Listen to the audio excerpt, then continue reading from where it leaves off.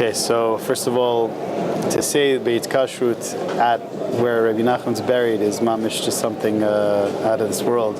So, could we flip this the other way? If you don't mind. Yeah, I don't want to. No, I did it so you don't know. Okay, yeah. So let's just say Beit Kashrut l'chol tzaddikim amtim shebedorenu l'chol tzaddikim amtim shochnei afar kedoshim shebaaretz ema bifrat Rabbeinu HaKadosh Tzaddik Yisod Olam Nachal Noveh Mekor Chachma Rabbeinu Nachman ben Fegez Zechutam Yegen Oleinu Val Kol Yisrael Amen. Okay, it's mamish like so unbelievable to get together in the holy kibbutz in Uman and to talk here, for me to even just like open my mouth to talk like by the Rebbe's kever. It's mamish like it's like a pachad. Why? Because we know that when we share the teachings of a tzaddik, that it says in Sfarim that the lips of the tzaddik are moving in the kever. So the kever is mamish right here. So it's unbelievable. We have no idea the connection we have to this tzaddik coming together, learning together on this holy kibbutz.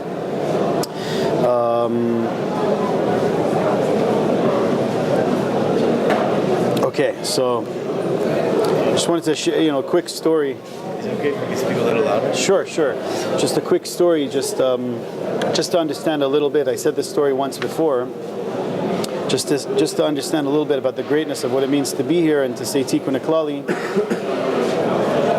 You might have heard the story that there was two tzaddikim, two gedolim in Breslov. One, his name was Rabbi Bender, and the other one, his name was Rabbi Shiur.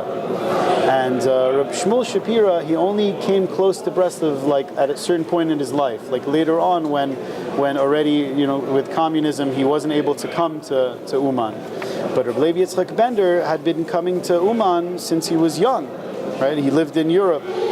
So one time it was Purim, and they were at the house together. They were doing the Purim Suda together, and in the middle of the Suda, all of a sudden, Rabbi Shiur, that was never in Uman, looks at Rabbi Yitzchak and he says, "Rabbi Yitzchak, how would you like to sell me one tikkun haklali that you said? You've said many, one." So Rabbi Yitzchak said, "In exchange for what?" So Rabbi Shmuel says, "In exchange for all of my olam haba." How about that? All of my olam haba. So Rabbi Yitzchak's like, one tikkun haklali, okay. And they did it. And he wrote a shtar, right? They signed, and that was that. Now all of a sudden, we fast forward a little bit. It was Motzei Purim. After Purim's already over, and at the house of Rabbi Shiur, there's a banging on the door, a thumping. Who is it? It's somebody screaming outside. They open the door, they see it's Rabbi Yitzchak, and he's screaming Mekach Tos. Mekach Tos. It's not a good transaction. Why? He said, I was drunk. I don't know what I was thinking. I was drunk. That he sold the tikkun haklali for all of the other tzaddiks, olam haba. He was screaming, what was I thinking? We have no idea the levels, us standing here in Uman. We have to know that the Rebbe said, that a lot of people in the world, they don't know who Rabbi Nachman was. Right? And the Rebbe said that my whole zach is Rosh Hashana, meaning that was the time that he was makbid the most, the people that his Hasidim should come be by him. And we know Rosh Hashana is a time of hamtakas hadin, sweetening judgments. It's a tremendous time of sweetening judgments. And we're going to see what it means for us as individuals being here and what that causes on a world scale and on an individual scale for us being here on Rosh Hashana. So let's turn to this sheet we have over here. So it says over here in Hay, in the small Ot Katan Hey. It says, Rabbeinu says, Al Yidei Shenosim Al Rosh Hashana Letzadikim Amitiyim, from traveling on Rosh Hashana to true tzaddikim, right? Like us coming here in Uman. Al Yidei Ze, what does this cause? Al Yidei Ze Nimtakin Kol Hadinim Sheba'olam. All of the judgments in the entire world becomes sweetened. Ve'ech sheyesh eze din, and wherever there is any type of judgment, hakol nimtakin al yedeze, it all becomes sweetened through this. V'zeh tzarichin b'Rosh Hashana. This is something that's needed most on Rosh Hashana. Al Kain, therefore, noseim al Rosh Hashana daika. We travel on Rosh Hashana specifically to be by the tzaddikim. Gam al yedei sheboim kama nafshot Yisrael tzaddik emet, and not only that, but from the masses, from many souls that actually come to the true tzaddik al Rosh Hashana, v'nichlalim yachad ba'ahava rabba, and they become included with tremendous love. Al yedei zeh ba simcha gedola v'chedva rabba. Then a tremendous joy comes. There's a tremendous joy that's emanated. So on our level, to realize that by us coming here, a person might think to himself that, okay, who am I? Like there's so many big Gedolei Breslov, there's so many tzaddikim, there's so many people that, that they never let a day go by without doing hitzbodedut. They never let one night go by without doing tikkun chatzot. There's many people standing here in this room that do this. So who am I? The person thinks to himself, what difference do I make? One time the Rabbi was by the table on Rosh Hashana, and he mentioned two Yidden, and he said, where are they? I want to know where they are. One of them happened to be a tremendous Oved Hashem, a person, a Yid that was like a Talmud Chacham, a Tzaddik, and the other one was a very, very simple Jew, a simpleton, complete, And the Rebbe said, he said in one breath, where's this one and this one? Meaning in terms of coming to Uman and being part of the Rosh Hashana, the Kibbutz HaKadosh, where Rabbeinu said that every soul that comes here, there's a concept of Ribui Batim, there's a concept that the whole structure becomes multiplied tremendously with every single soul coming. That means with me, you, all of us, every single person coming, the whole thing, the power of this event becomes multiplied, specifically in the power of the tzaddik being able to sweeten the judgments in the heavens, which that was Rabbeinu's most important mission, that the judgments should become sweetened and that we should be able to be ready for the coming of Mashiach. We know that it says that there's a mitzvah on Erev Shabbat to taste the food of Shabbat. The Baal Shem Tov said it's called Toamei Chaim Zachu. See them, they have this tradition. So, they say it's a taste, not to sit down, like mamish, how some people are really machmir in this Inyan, but this Inyan. So I saw once in a sefer that what does this mean? That the Baal Shem Tov, the Inyan of tasting the Shabbos food, that the world of Shabbos symbolizes when Mashiach's coming, when Mashiach's here already. That's the world of Shabbos.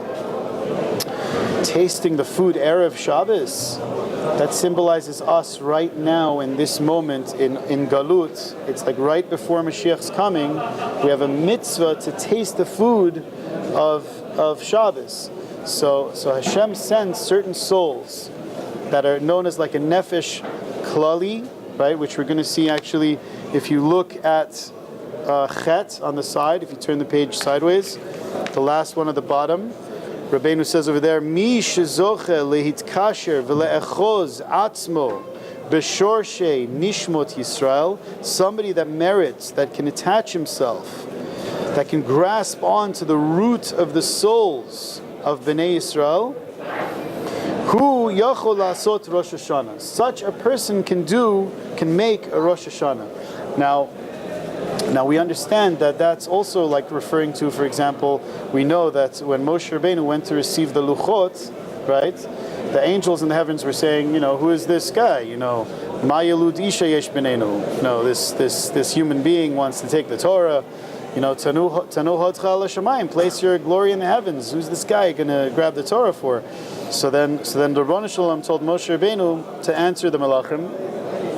And Moshe Rabbeinu said that what can I do from the fire of their breath? I'll be consumed. So then HaKadosh Baruch Hu said to him, he said, grasp on to my holy throne, which the Maharal explains, the throne to be the shoresh of the Nishmot Yisrael, and answer them. So meaning only a tzaddik that can hold on in such a powerful way to the root of the souls of Bnei Yisrael and not ever forget about that, he is the one that has the power to bring all of the chasadim, to bring the Torah, to bring all of the sweetness into the world. that's the tzaddik that we need the most. Someone that will never let us go. Now we know that Rabbeinu has sworn and he's promised in front of two witnesses for a tzaddik to swear something in front of two living people is a very serious thing. That I will never let you go and I will do everything in my ability to save you, to go the length and breadth of the world, and even if it means that I have to come to Gehenom and pull you out by your payas, right?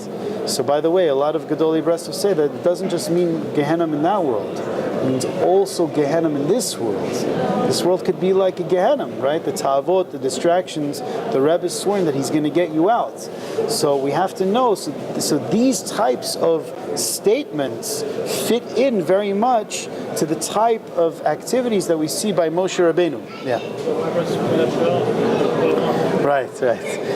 Why peyot? It was once brought down in a discussion when we were talking with older Breslovers that the peyot, out of all the parts of the body, symbolizes one of the most external things. It's like the most external aspect. For example, I have hands, I have avarim, I have gidim, and then I have things like nails and hair that's already sort of it's like alive and dead, sort of. You know what I mean? So when the Rebbe said, one of the old Breslovers was saying, when the Rebbe said, I'll pull you out by your payas, that meant at least hold on to something, keep something in Yiddishkeit, some mitzvah, something that I could be able to grasp onto you. The chas v'shalom, you shouldn't be just totally naked. And again, we're saying that it's right. It's symbolizing a deeper thing. But not only that, but you should know. But in Breslov, that Rabbeinu was, he said that there was a tremendous chen that he said that HaKadosh Baruch Hu gets tremendous delight from a Jew, curling his payas, so to speak. Well, is this a big difference in where the payas actually beard? The Rebbe said payas for some reason. No, he said payas, and then he grew his beard in general sense. All Hasidim grew beards, yeah. So I'm saying, do you need payas to have a beard? It's big enough to say you develop the other. That's a separate discussion in itself, based on the Arizal, what a beard symbolizes, what payas symbolizes. If one can, it's matzov manaim. But to come to our Indian of that we have a tzaddik here that has this aspect that he has our back, and that's huge. That's a tremendous thing to have a tzaddik that you could rely on.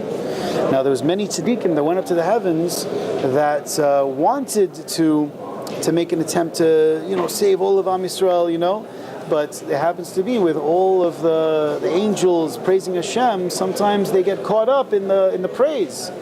Right? What did Moshe say back to those angels, though? Moshe responded to those angels when they said that they want to be the ones. What did Moshe respond back to them? There's a whole medrash. I've never heard of it. I forgot what that was like a small thing. Right. So, okay. So you're right. And what was the argument? Let's think. The argument was that it says, for example, you can't kill. Right? You can't steal, things like this. So he said to them, so can you kill? Can you steal? Right? If we look at it in a deeper way, we'll understand that the very things that Moshe Rabbeinu was saying, he weren't saying we deserve it because we're so great. If you look at it, he was saying we deserve it. Why? Because we're low. Why? Because killing is shaykh to us. Stealing is shaykh to us. So we should have the Torah. Right? Reb Nosson once said when he came to the Rabbeinu, and I think this is the secret to how to be a real chassid of the tzaddik, is that he took all that he knew before, all of his wisdom, and he left it at the door, and he became a complete kli, just to receive the or and the dot of the tzaddik. So, in a certain sense, if it depends how everyone approaches Rabbeinu with his own rosh, with his own seichel, right? And there's many different manifestations of that.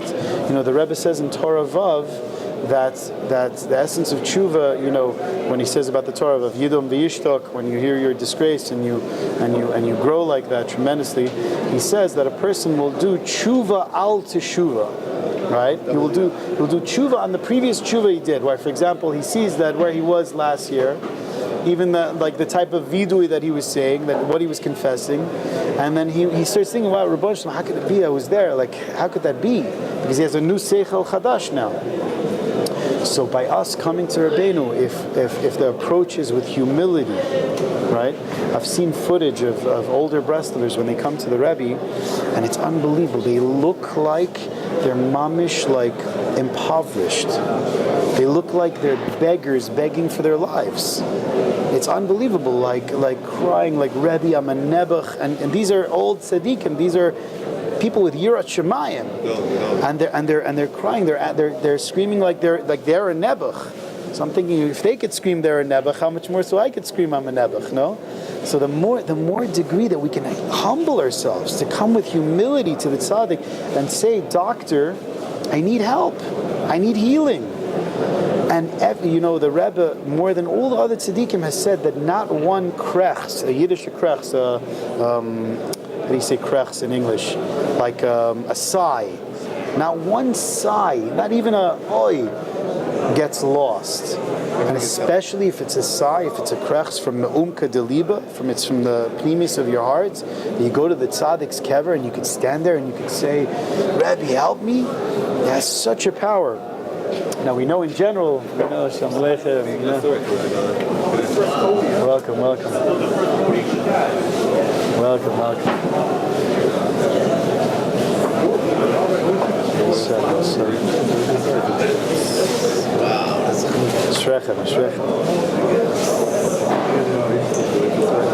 So if you want to hand one of these to the guys,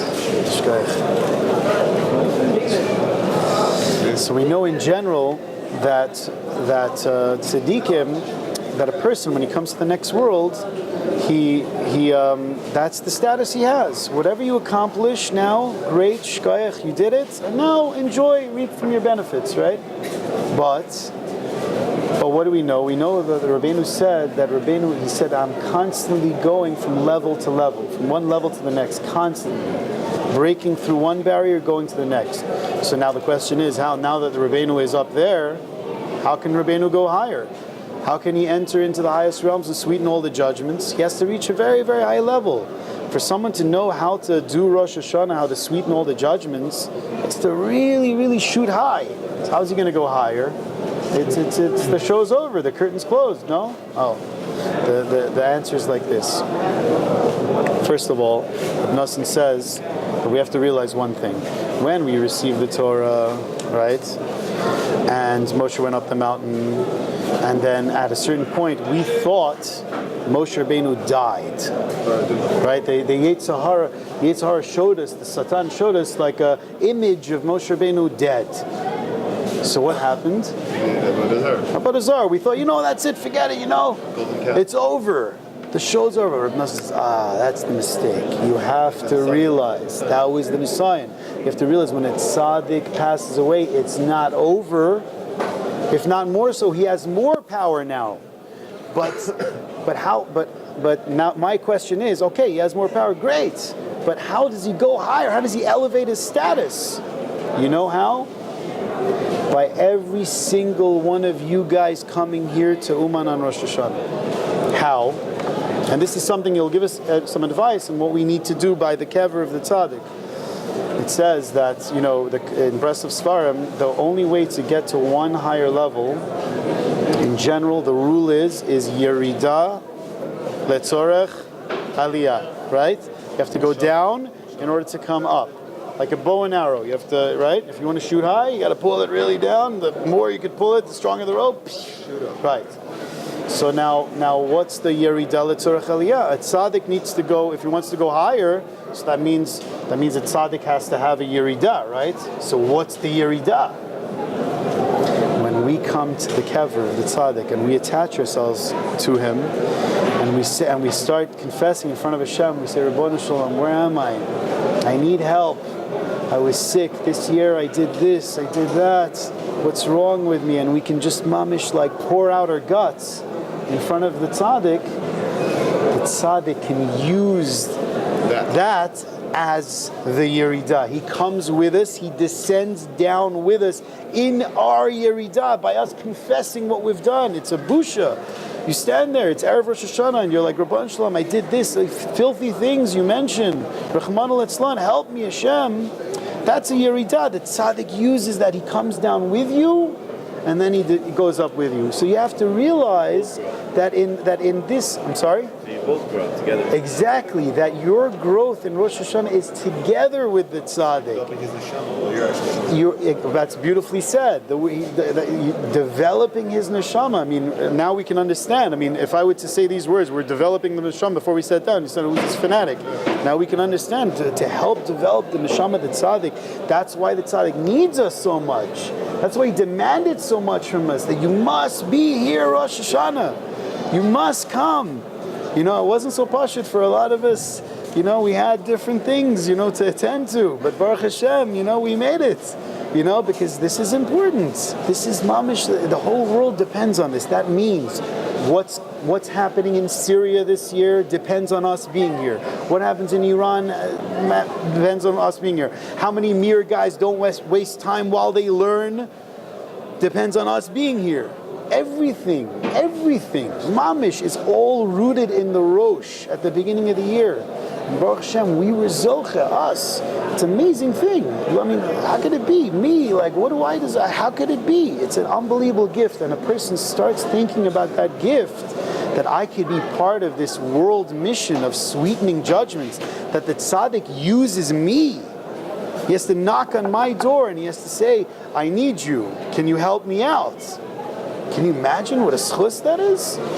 We have to realize that it's every single person here, from the most simple guy, from guy just, dancing the whole time, just outside, eating hot dogs, let's say, from him to the biggest Talmud Chacham on the side, tzaddikim learning, just not wasting a second. They're all needed, and the tzaddik needs every single one of these souls. So when a person realizes that he's part of this big kibbutz, and what a gift it is, then you start to come to Hodah. You start to come to realize, wow, katonti mikol chasadim. I've been made small. I feel like humbled from all the kindnesses that Hashem is doing to me. That it was mizaki me to be part of the tzaddik's kibbutz. And if you see that, look in Zion, Rabbeinu says over there, Rosh Hashana hi chesed gadol me'et Hashem yitbarach. It's a tremendous kindness. So you're going to sit here and ask, what kindness? The world's getting judged. It's a kindness? We're all coming in front of the Bet Din. What's the kindness? From us being able to be zoche, to be part of the tzaddik's kibbutz hakadosh, from being part of the tzaddik's staff that he uses in the heavens to sweeten the judgments, that Hashem has set it up this way. It's as if, I mean, I don't want to say it in this way, but it's as if it's almost like a setup. Hashem has set it up in a way that he knows that there's a way that the judgments could get sweetened, and he made it in a way that we should be able to do it, that the tzaddik should be able to do it. So we really have to come to a place of thanking. When a person comes to that place of thanking, then he can come to Madrega that he realizes that really be'emet, he's not lacking anything. Right? When a person realizes that Baruch Hashem, that it was zoche to be here on Rosh Hashana, and specifically part of this holy gathering, like in Uman, the davening that takes place here, the simcha that's felt here, a person can tap into it. I know people that they had no connection to Breslov, no connection to Rabbi Yonatan. They just heard this, that, something happened. They came here. They told me personally that they never experienced tshuva like this before. Never experienced tshuva like this. Tshuva was always viewed as very, very serious, very, very breaking. They feel tremendously liberated. It's unbelievable, and that's the Rebbe's derech. That's what tshuva should be. A tremendous detoxing almost. It's a healing procedure. It's an unbelievable thing, and to carry that light with us. Now, if we can do that properly, Bezrat Hashem, if we can come to the kever of the tzaddik and to be mavatal our mochin, and to receive and to say, Rebbe, I want to connect to you, and I want this year that we should be mamish linked, then you start to develop, that your thoughts start to, like kiviyachol, like a sponge, take from the Rebbe's thoughts, so to speak. So when you can internalize the Rebbe's teachings, it becomes a lot more clearer throughout the year to bring it into your neshama. then a person starts to realize, he starts to enjoy the things that the tzaddikim enjoy. The things that the Rebbe said is a gevaldik thing, you take it seriously. For example, hitzbodedut, right? This coming year, Bezrat Hashem. You know, like Rabbeinu said, that it's the most important thing, and there's no avoda that could match hitzbodedut. So then we start to realize that this is a big deal. What's the difference between me and, like, I don't know, the Rav from Mesharim that Mamish does this bodedus like 1 hour, like easily? It's because, right, the degree of importance that's taken. Like Reb Tzaddik says in Kedusha, when something's a big deal to you, when something's really important, that's the essence of Kedusha. It's holy, it's a big deal, right? The essence of Tum'ah is Chas v'Shalom, it's nothing. It's Mamish, like making a fun of something that's holy. So that is something that can take place. Now when a person does that, you come to this level, this inner level of gratitude. Let's see Vav. It's like we're going down, we're going up. Okay. Masha olam nosi'im al Rosh Hashana letzadikim. This that the world travels on for Rosh Hashana to tzadikim. Ki ikar hamtaka tadinim eino ela al yedei kedushat v'taharat hamachshavot. We should know that the only way we want to reach sweetening of judgments, and this means all types of judgments. It's mamish unbelievable. I know people that before they were coming to Uman, this year, mamish, there was things taking place, like left and right, like unbelievable things, like, you know, preventing them from coming, and like kaparot. It was unbelievable the amount of, like, you know, obstacles a person has to go through. It's mamish, like it's. But there's a simcha in that, because you know that there's something really good cooking. So if you're zoche to overcome the obstacles, then there's a tremendous simcha that's felt. So what is this simcha? This simcha is generated from sweetening judgments. Sweetening judgments, the Rebbe says, it forms from purifying the mind, from taharat machshava. Meaning the opposite is also true, from defiling the mind. That's where all the judgments come in. So now, how is Kedushat HaMachshava connected to Rosh Hashana? Ve'i efshar letaher ulekadesh HaMachshava. It is impossible to purify, to sanctify one's mind.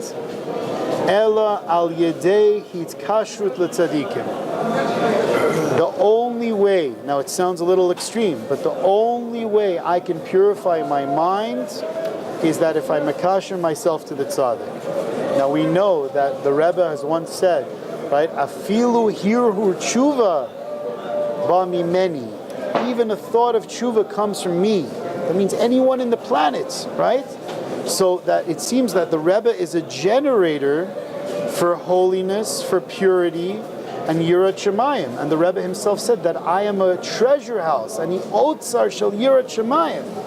So that means if we connect on Rosh Hashana to the tzaddikim, to Rabbeinu, there comes through that a tremendous taharat machshava.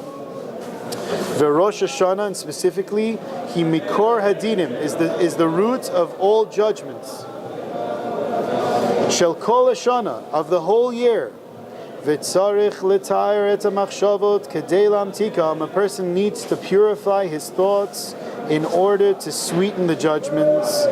Uvishvil zeh nosim l'tzadikim.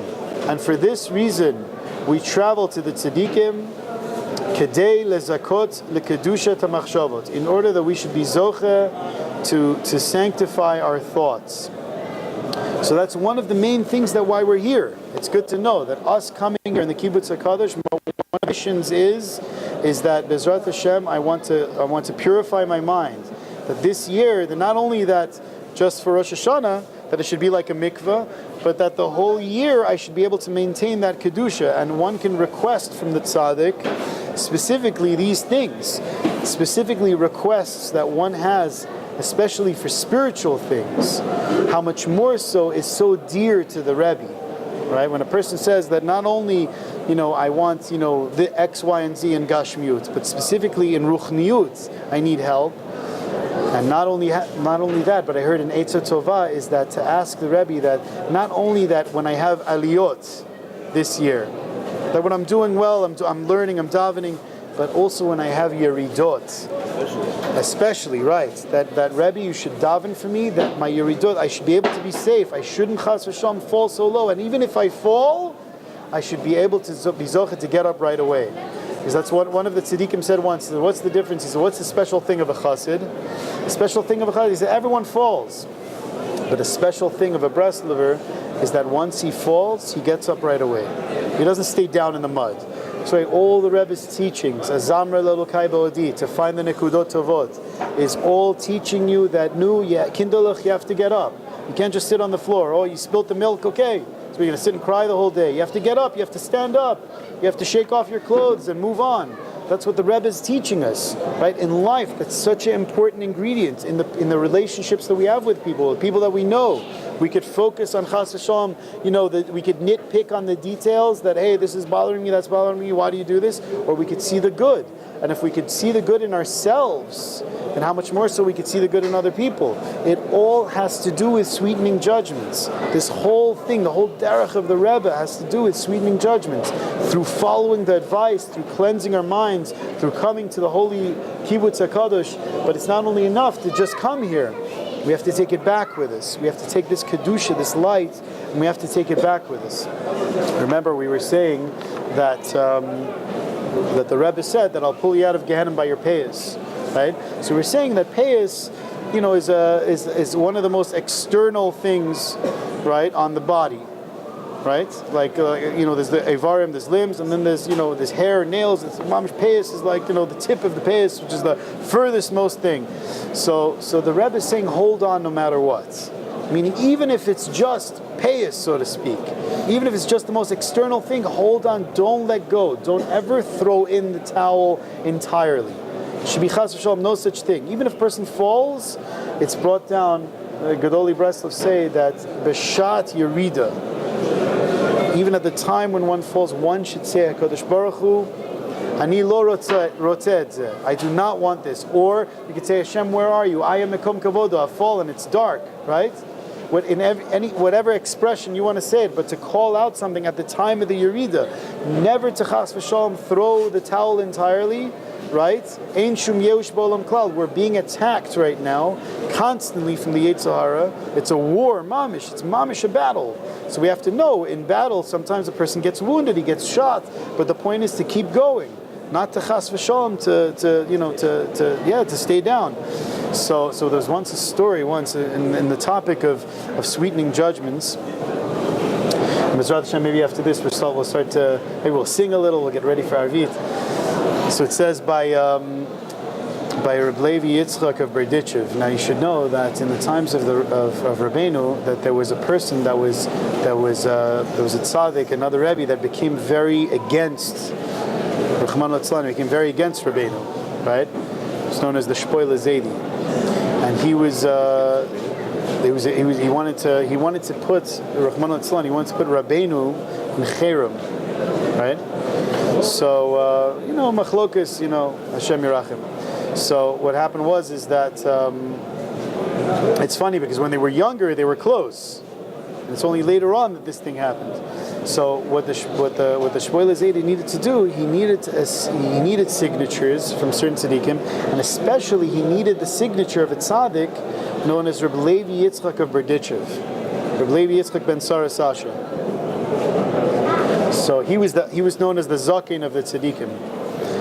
So what happened was that he comes together with a few other rebbes with the petition, and he comes to the door of the house of Rav Levi Yitzchak, and the wife answers the door, and it happened to be that the Rebbitzin of the Berdichever happened to be mishpacha with the Zedi, with the Shpoile Zedi. So she said, you should know that Rav Levi Yitzchak can't be disturbed now. He's in his study. It's not a good time. And for some reason, the Shpoile Zedi was like, okay, I don't care. I'm going to go anyway. So they go in, they open the doors, and they see Rabbi Levi Yitzchak of Berdichev on the floor, holding one hand on his payas, one hand on his beard, and he's trembling, and he's screaming, not one hair off Nachman, not one hair off Nachman. And they freaked out. They like ripped up the petition and ran. That's what happened. So now I don't know what these things mean, right? But the inyan of sa'arot, of hair specifically, it's brought down in the Sifrei Kabbalah that it symbolizes how fine orot of Hashem, how it could penetrate into the most darkest places, right? Sa'arot is like there could be light, it could be a very strong light, but then there's such a thing that's known as sa'arot of Hashem's light that can penetrate even to the deepest, darkest places. Yeah, that it could be so fine, almost like hair, right? That goes even further than the regular level of or of a person of a Kadosh Baruch Hu Kiviyachol, right? So not one hair off Nachman. I was thinking maybe that means that not one infringing of the Rebbe's light, that how low it can penetrate. You hear? Not one hair off Nachman. Meaning, there was one time a gathering of Breslov, of actually tzaddikim in Yerushalayim, all types of tzaddikim, and one of them was praising a certain sefer. He was saying that how I think it was Noam Elimelech, that it's so great that even the tzaddikim can grow from. But he said, however, the sefer. So he finished the speech, and then there was a Breslov Rav that looked a little like irritated.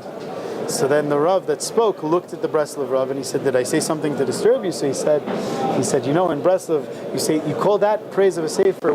We praise Likutei Moharan so much. Why? We don't say it's a sefer that the tzaddikim that grow from. It's a sefer that the Rishaim can grow from. That's the praise of a sefer, not a tzaddik that can help tzaddikim. The greater the doctor is, the more sick a person he can help. So who is that tzaddik? Everyone needs to find that tzaddik. Baruch Hashem, we have been zocha, right? Not necessarily in the merit of our own, but we've been zocha to find itself from the chesed of Hashem, to find this tzaddik and to come to be part of this kibbutz hakadosh. And we shouldn't forget that phrase that Rabbi Levi is not one hair off Nachman. Don't cease to stop the light of Rabbeinu penetrate in your life in whatever darkness we may be.